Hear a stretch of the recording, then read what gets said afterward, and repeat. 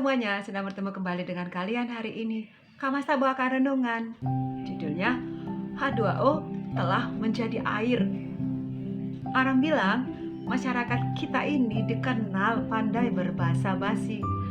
Sudah membudaya bagi kita untuk mengucapkan kata-kata sekedar sebagai formalitas.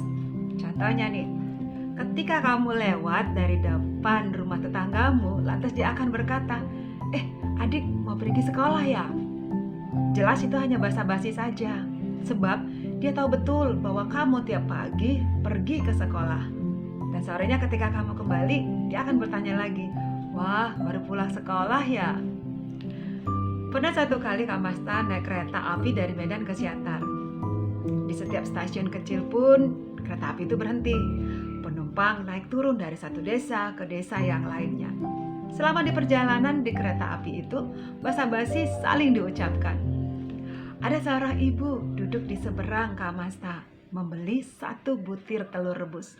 Setelah dia mengupasnya, lalu apa yang dia perbuat?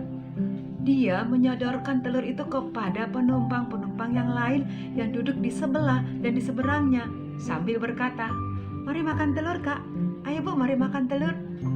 Jelas ini hanya basa-basi kan? Masa satu telur dapat dibagi antara 5 penumpang? Itulah kebudayaan basa-basi. Demi memaniskan suasana, mulut mengucapkan perkataan, walaupun hati bermaksud lain. Perkataan tidak sama dengan perbuatan. Pernyataan tidak sama dengan kenyataan. Dalam ilmu kimia, air disebut H2O. Tetapi jika kita haus, kita tidak akan mengambil sehelai kertas dengan tulisan H2O. Memang H2O adalah air, tetapi ada perbedaan besar antara rumusan untuk air dengan air itu sendiri. Dalam hubungan antar orang, kita sering disebut ibarat saling memerlukan air. Namun, yang kita berikan adalah H2O. Hanya perkataan kering saja, hanya basa-basi saja, atau hanya janji. Kalau manusia begitu, bagaimana halnya dengan Allah?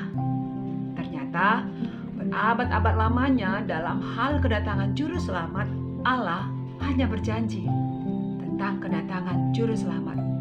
Allah berjanji dan berfirman, dan semua firman adalah abstrak.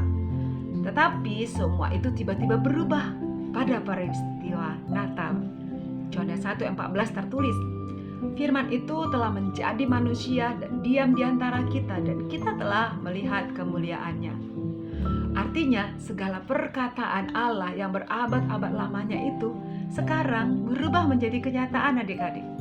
Firman Allah yang abstrak telah menjadi sesosok yang konkret.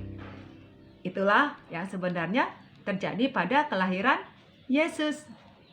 Perkataan telah sama dengan perbuatan. Yang semula tampak seperti basa-basi, kini telah direalisasikan. H2O menjadi air, janji digenapi. Demikian renungan Kak Masta, kita berdoa. Terima kasih Tuhan Yesus, Engkau hadir di dunia ini sesuai dengan janji Allah kepada kami, dan itu sudah digenapi. Amin. Yesus memberkati. Shalom.